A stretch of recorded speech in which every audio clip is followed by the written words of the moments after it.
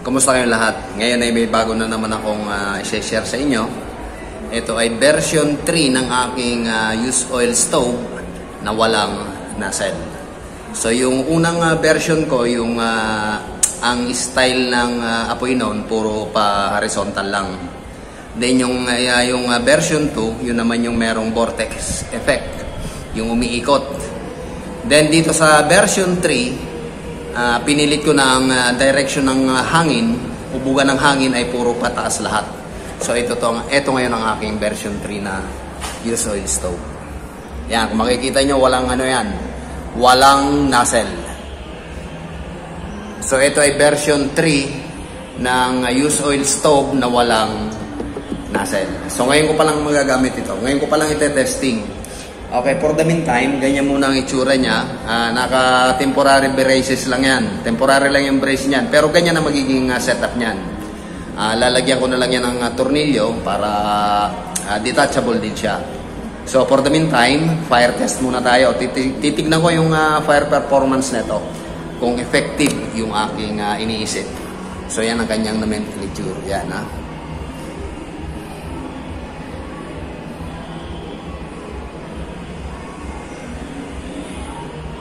Kung makikita nyo, walang walang nozzle. So hindi pa rin nagagamit yan, wala pang bakas ng used oil yan. Katatapos ko lang i-assemble yan. Yung pag-assemble na ito, mapapanood nyo sa isang channel ko, sa Sarkan Smooth. Bali doon ko nilagay ang pag-assemble na ito, pati yung finishing touches. Hindi pa finishing kasi hindi pa finish to. Yung pagkakasalap pala na ito ang naipakita ko ron. Okay, for the meantime, ang gagawin muna natin dito ay mano-mano muna ang pag-feed o paglalagay ng langis kasi hindi pa talaga totally tapos ang lagayan ng salo. Ito yung daanan ng langis, ito yung daanan ng hangin sa ilalim. Kaya mano-mano lang muna.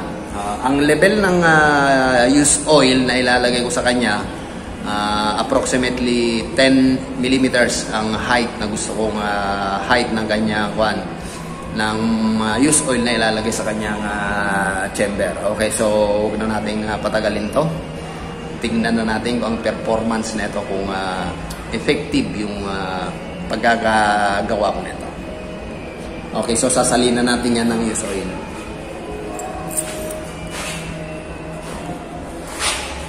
Okay, so mula sa flooring, mag-allowance, ano lang tayo ng mga 10 mm. Bababa pa yan kasi pupunuin muna yung daanan ng papunta sa tubo. May pupunta pa dyan sa tubo kaya bababa pa.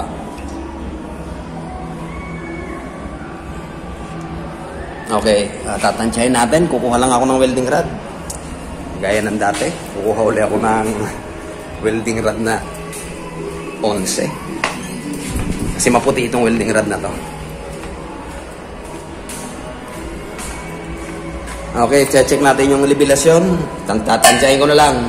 Okay, so yung ganitong level, wala pang wala pang 10 mm, nasa mga 6 mm lang to, yung taas niyan. Okay, so okay na rin yan kasi ano pa lang naman tayo magsisindi pa lang. Kapag nag-init na yung chamber, saka na natin dadagdagan ng used oil yan. So sisindihan ko muna, then pagka nag-init na yung chamber, saka na natin dadagdagan ng langis para ma-maintain niya yung ganong setup o yung ganong klase ng levelasyon. Gusto ko kasi laging 10 mm ang kanyang laman. Tulad ng mga nauna kong mga used oil na ganito, nag-ooperate siya ng maganda kapag 10 mm ang level ng used oil sa kanyang chamber. Okay, so meron na tayo dyan langis. Ikakasa ko na yung ating blower. Ang blower nga pala nito sa ilalim Okay, so nakaset up na yung ating blower. Then lalagyan ko na ng ating fire kindler. Ang gagamitin ko ngayon crudo lang para hindi marumi. Mahina yung dating mahina yung series kaya medyo napakahina kasi. Okay, so nilagyan na natin ng crudo. Bubuksan na natin ang sisindihan na natin. Magpapainit lang tayo ng mga ilang seconds. Okay, sa mga ilang mga magwa 1 minute na rin siyang mga less than 1 minute na siyang nag-aapoy. So ngayon, the moment of truth. Titingnan natin ang performance nito pag binuksan ko na ang blower niyan. So yan ang performance niya kapag wala pang apply ng blower. Okay, so nakapatay pa ang ating blower diyan.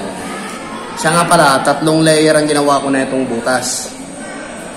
Yung pinakailalim, ito ay twisted o para magkaroon ng vortex effect sa ilalim para yung langis umaagos tulad ng nakikita nyo sa version 2.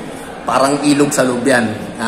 Umiikot yung langis para hindi mag-stack up sa isang lugar yung ating mga carbon para maiwasan yung carbon formation. Then yung 2 layer, ang pwersa naman ay pataas. So, ito ang moment of truth. Titignan ko kung anong mangyayari sa apoy nito. Okay, so pwede na nating buksan ang ating blower. Yan, hindi pa naka-on. Yan, naka-on na siya. Todo na kaagad natin. Balik tayo ng mga 10%. Okay, so yan ang performance niya. Pagka tinotodo natin ang blower. Okay, so tignan niyo ang kanyang performance. Oh, napakalakas ng buga niya.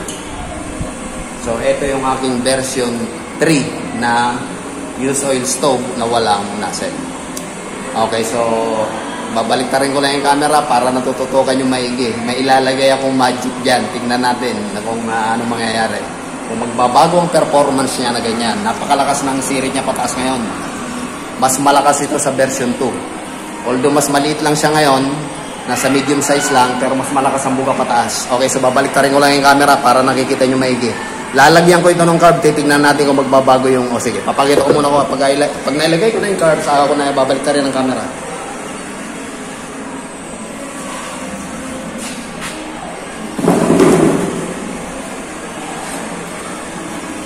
Lalagay ko itong carb, titignan natin, magbabago ng, tulad ng sa version 2.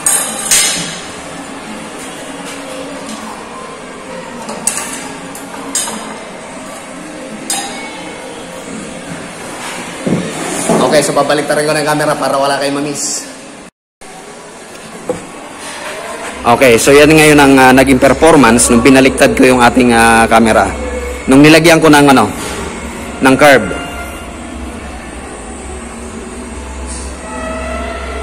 Okay, although na meron pa ring yellow flame, mas lumalamang na ngayon yung blue flame. At tuloy pa rin yung kanyang pag-ikot. Meron pa ring vortex effect. Ibig sabihin ng vortex, merong paikot.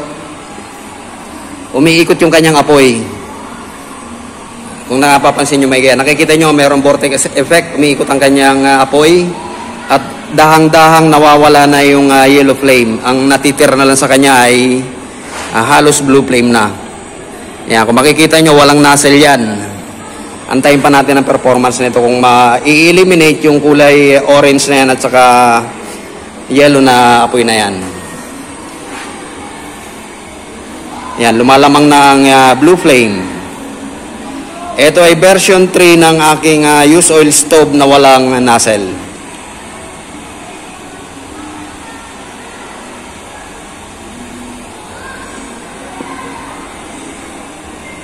Yeah, meron pa rin siyang vortex effect. Maski sa ilalim ko lang nilagay yung mga butas na yun. Kung mapapansin niyo, wala yung nozzle. Okay, so more on blue flame na siya. Napakataas niya ngayon. Mas malakas ito sa version 2. Pero yung ganyang klase ng apoy, pag sinalangan na natin yan, nagiging na yan, blue flame na yun, nagiging finished product niyan. Subukan natin lagyan ng salang. Hindi yan. Walang nozzle yan, Mike. Walang nozzle. Ayan na, nawawala na yung ang kanyang orange. Okay, so lalagyan natin ng salang, titignan natin kung anong magiging epekto niya, kulay ng ating apoy. O kung mapapansin nyo yan, blue. Okay, so ayan, nakikita nyo naman, visualize na natin yung loob. na wala siyang nozzle. Nakikita nyo umiikot yung use oil natin sa loob. Yan, umiikot siya. Hindi lang ako makalapit. Masusunog yung aking camera. So, ito ngayon ang performance ng aking version 3 na use oil stove na walang nozzle. Ayan, nakikita nyo, nag-iikutan yung mga langis sa loob. Malinis na malinis yung ating chamber. Ayan, napakataas ng apoy niya ngayon. Maliwanag lang tayo ngayon. Ayan, oh. Siguro mga 8 inches ang taas niyan. Ito ay may vortex effect pa rin kahit na ilalim lang ang nilagyan ko ng ganong klaseng butas. Umiikot pa rin yung kanyang apoy. Oh, high-tech mic, no? Ayan, oh, ipo-ipo style. Blue flame siya. Nahihiya na yung mga orange. Oh, wala na. Walang nozzle yan. Silipin mo. Mas maganda yung ano niya. Silipin mo. Walang nozzle yan. Mas maganda yung trabaho niya. Oh. Ay, yung galing. Kita mo. Kala mo, ha? Ganda. Wala siyang nozzle. Galing. Ngay- Then, yung effect niya, yung vortex effect ang maganda. Talagang ano yun. Kita mo? Nawawala na yung orange. Nahihiya na. So, ito yung version 3. Ando doon pa yung version 1 into ko. Nakita nyo, napakalakas ng kanyang ano ngayon. Napakalakas na sirit. Akala ko hindi magpa-function. Okay, so dito sa version 3, wala na akong na-repair. Hindi tulad ng version 1 na sandamakpak na repair bago ko mapagana. So, ayan, nakikita nyo, medyo nilitan ko na yung camera. Ayan. Nakita nyo yung performance. Talagang napakalakas niya. Ang sukat ng ating langis diyan kanina ay 5mm pa rin. Hindi pa rin tayo nagdadagdag ng langis. So ayan ang aking bagong invention ngayon. Nakikita nyo umiikot yung mga langis sa loob. May iwasan yung carbon formation dyan kapag ganyan. Malinis na malinis yung loob. Wala yung nozzle. Ayan, nakikita nyo yung vortex effect. Napakataas ng ating apoy ngayon. Kasi yung ginawa ko dyan ay yung dalawang layer, puro pataas ang puwersa. Ang version 1, puro horizontal ang kanyang puwersa. Ang version 2, puro vortex effect, puro paikot. Ito, iniba ko ang style. Nasa ilalim lang yung may vortex effect. Yung dalawang nasa taas na layer, puro pataas na yan. So, ayan ngayon ang aking pinaka-latest na invention ngayon. Walang nozzle na burner. Ayan, nakikita nyo yung langis, umiikot. Malinis na malinis siya. May bisita ko ngayon dito, si Mike. High-tech na, oh.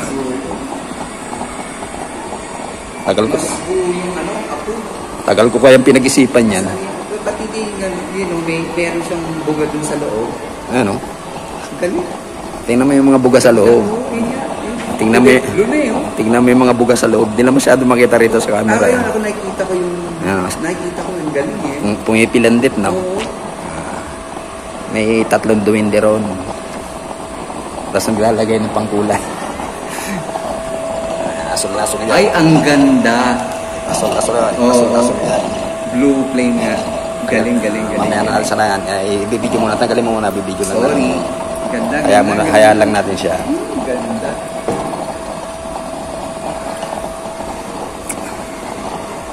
Tamo, hindi nagbabago yung performance. Kaninang-kanina po. Galing. Kaya lang, sandamakmak na ano yan. Nahirap at pagdurusa.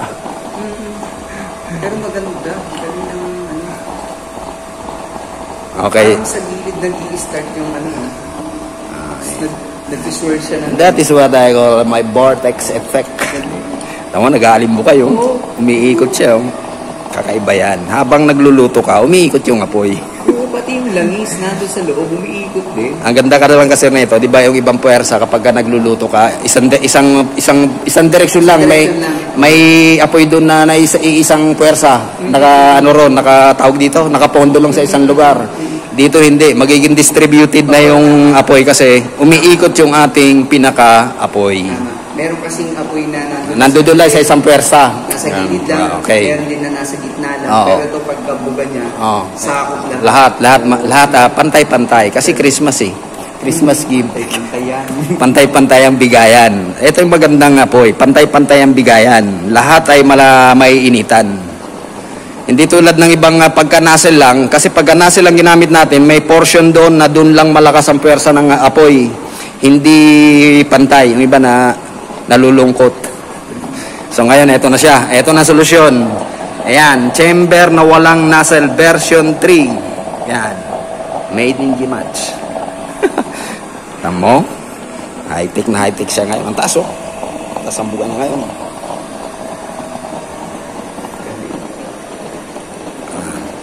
Siguro first time in YouTube lang ito. Yung merong langis na umiikot sa loob. Ayan, oh. Nag-iikotan yung langis.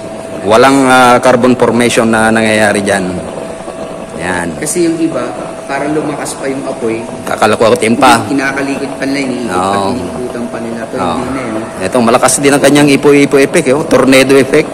Kahit na isang layer lang ang nilagay ko dyan sa ilalim na pang vortex effect, malakas pa rin.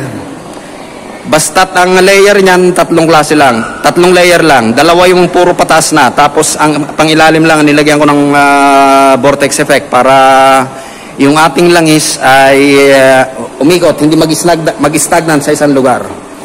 So ito ngayon yung aking bagong gawa. Hindi pa tayo dyan nagdadagdag ng feed. Hindi pa tayo nagdadagdag ng used oil. Yung 5mm lang na level kanina yung ating nilagay dyan. Hanggang ngayon gumagana pa rin. Hindi pa rin nagbabago. Ayan, yung super blue. Super blue.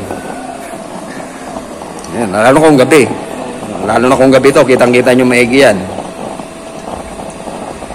So ito yung solusyon niya yun. Para distributed talaga yung ating init, paikutin yung apoy.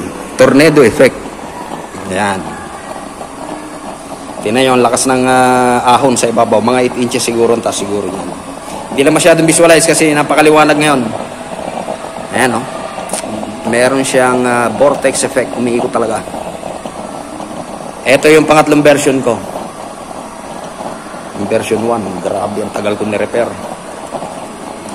Sandamakmak na repair siguro. 6 na beses.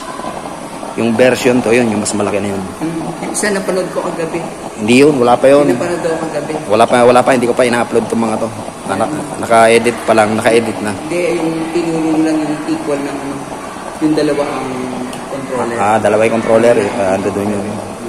Yung late na Dalawang side yun eh. Oo. Dalawang side na pagaganahin. Kasi pagkaganyan, tulad yan, lahat may mantika sa loob. Yung napanood mo kagabi, hinati ko yung chamber nun. Kalahating chamber lang pagaganahin. Effective din yun. Okay rin yun. Itong pinaka-latest. Ayan, walang pagbabago yung apoy natin ha. Ayan pa rin. Asul na asul pa rin. Ayan, pagkaganyan, parang baka kinakapos na ng ating gatong. Kasi kaninang-kanina pa tayo. Okay, pwede nating dagdagan ng gatong yan. Kasi ngayon, manual lang muna tayo. Kasi hindi ko pa na ikakabit yung daanan ng nito. Pinaka tangke. Okay, so magdadagdag tayo ng counting used oil. Hindi ko lang alam kasi minsan kasi may halong tubig yung ating kuwan. Yung ating langis. Hindi ko nasala ito. So ayan, bigla siyang bumabawi ngayon. Kitang-kita na yung performance sa loob. Ayan, kitang-kita. Pagkalagay natin nung madagdagan natin ng langis, ayan ang performance niya. Nakikita nyo yan, puro pataas yung sirit niyan sa ibabaw. Ayan, oh. Yung ilalim, ibang direksyon. So ngayon, pagka dinadagdagan pala, nakikita yung mga kuwan. Nakikita yung mga daan na kuwan. So ayan. Nung nilagyan ko ng langis, puro sirit na lang nakikita. Pero mataas pa rin yung apoy niyan, ha? Ayan. Iniinit pa lang kasi niya, marami kasi nailagay natin, kaya paiinitin niya pa muna yung bagong dating na gatong.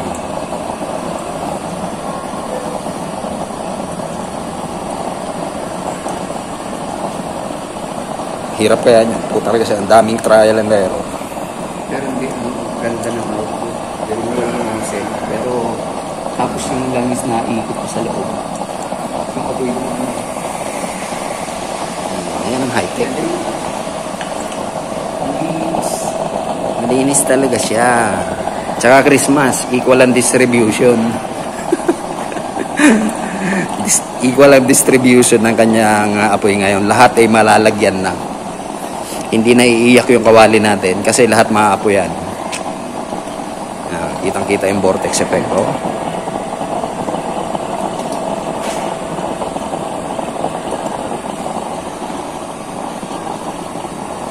Bumabawi pa yan kasi nilagyan natin ng panibagong feed. Kung mapapansin nyo yan, mataas pa rin siya. Maliwanag lang masyado. Pero pag naikabit na natin yung ating automatic oil regulator, magiging ako na yan. Constant na yung feed niyan.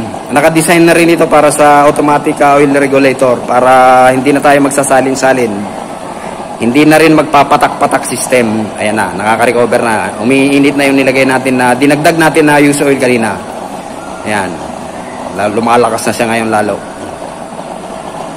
Ayan, asul na siya. So yung loob, yun. No, so malinis yan. Ang ganda na pagka-asul nito, no? Ganda. Talagang ano yun. Bluish na hindi ko Kasi para sa LPG type na ano. Hindi. Daig pa yung LPG, oh. Kakaiba yung kulay. Ayan, may tubig yun. Yan yung karaniwang makikita ko sa LPG type. Ganyan yung kulay. So talagang nasa yun natin ang makayos yung pangdahan.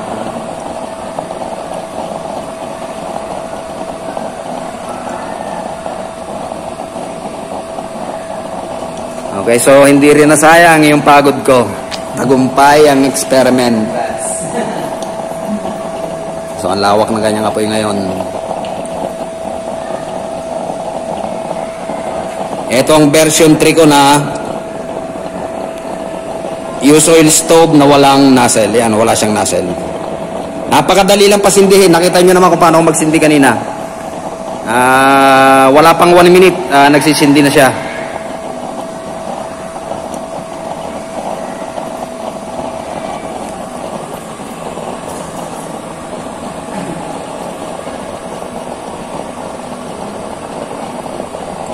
Tinan mo may yung version 2, yun, tinan mo. Makikita mo rin paano ginawa.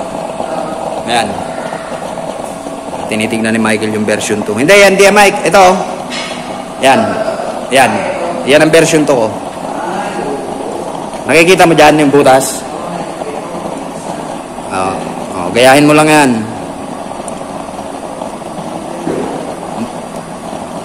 Puro paikot ng butas niyan. Pag nakikita mo rito, pag mapanood mo yon, umiikot lahat. Mas malakas ang ikot. Kaya lang, mas mabigat yan, mas malaki. Ito ang medium size ko.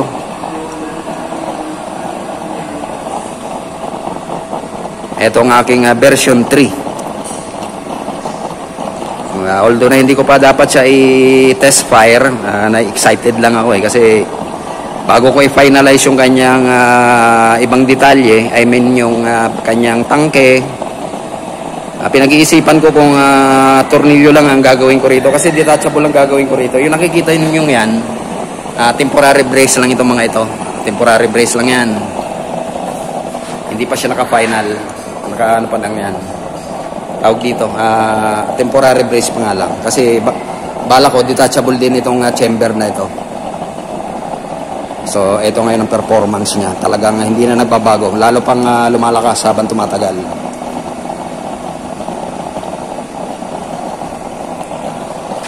Okay, kung susubukan natin hinaan, tingnan natin ang mangyayari. Kasi nasa almost maximum siya. Hinaan ko yung lagyan natin sa 5.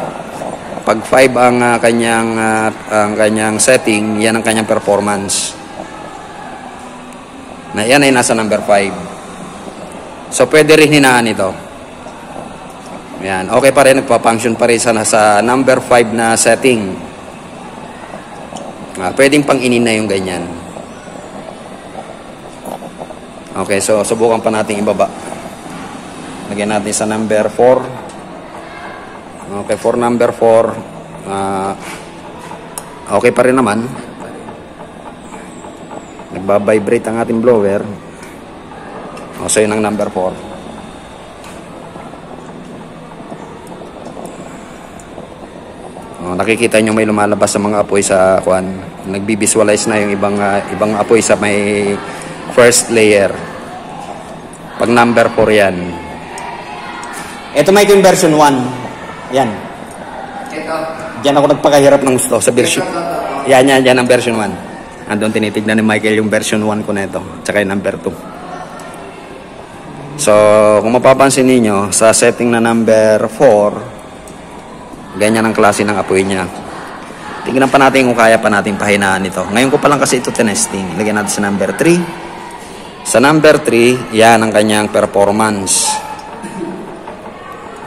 Ang gumagana na lang ngayon ay yung pangibabaw na portion. I mean, yung ibabaw na butas na lang ang gumagana. Yun na lang ang visible. Pero okay pa rin.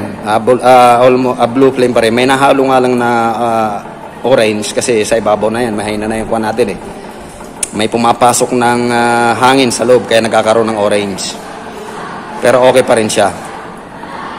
Ayan, visible na ngayon yung unang layer natin ng ating binutas. Tama Mayo, visible sa number 3 yung mga butas sa ibabaw. Ayun na. Visible siya sa ibabaw pag number 3. Kasi sa ilalim umiikot yung ilalim, yung ibabaw patulis kaya yan. Kaya nagbabago ng direksyon na nabebend niya yung yung direksyon. Hindi yung ano ko diyan, yung langis. Bakit siya umiikot? Nilagyan ko ng duwende yan. May sagwan doon yung tatlong. May tagahalo sa loob. May tagahalo sa loob yan. Okay, so pwede siyang pinaan. Ilagay pa natin sa number 2. Yan ay number 2. Yan, number 2. Number 2, ayan, buhay na buhay pa rin siya. Hindi pa rin siya namamatay. Halos buong buo na yung apoy niya sa first layer. Yun lang ang nagiging visible, yung first layer lang. Kung mapapansin niyo yung ating langis, hindi na siya masyadong naiikot kasi mahina na yung kanyang force o mahina na yung hangin. Nag-ipon-ipon na sa gitna yung ating langis kasi masyado nang mahina. So, ganyan ang nangyayari sa kanya. Okay, so lalakasan natin uli. Tingnan natin kung ano mangyayari. So, ayan nakikita niyo yung langis doon. Okay, so ilalagay natin ito. Ipo-pull natin, kaya lang mag-iiwan tayo lagi ng mga 10%. Ayan, babalik tayo. Okay, so nilakasan natin. So, yun ang nangyari. Nagsisimula na uling umikot yung langis natin sa loob. Okay, so yan ang kanyang maximum performance. Mamaya, bibilis na rin ang ikot niyan. Yung mga langis na yan. Dapat merong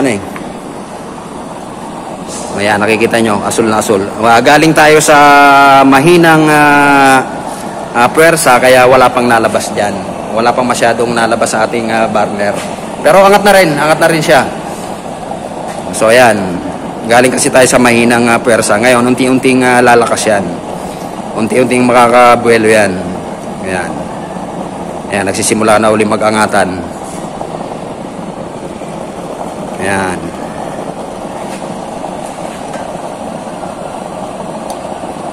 Okay, visible na yung mga ginawa kong butas sa loob. Okay, so ito version 3 ng aking chamber na walang nozzle. Ayan, nakita nyo, matuloy na yung ikot ng ating ng ating langis. Nag-iikutan na.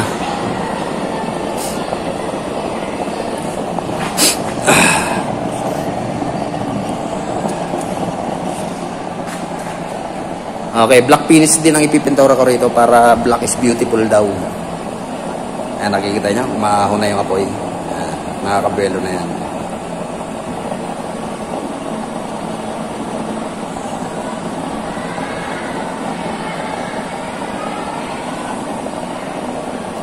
Okay, so babalik ta rin ko na yung camera. Okay, so hanggang dito na lamang muna ulit. Nakita nyo na ang performance ng aking version 3 na use oil stove na walang nozzle. Okay, so sana nagustuhan niyo yung klase ng ganitong kalan at sana magagawa rin kayo. Kung mapapa-improve ninyo, mas maganda. Para sa atin to sa mundo ng mga gumagamit ng use oil kalan. Pagtulong-tulungan natin na makagawa ng bago i-level up natin ang i-level up ito. Pag-isipan pa natin yung mapapaganda para dito sa ating mga used oil kalan na ito. So yan ang performance niya. Okay, so thank you so much sa mga bagong subscriber at saka duman sa aking channel. Maraming salamat. Until then.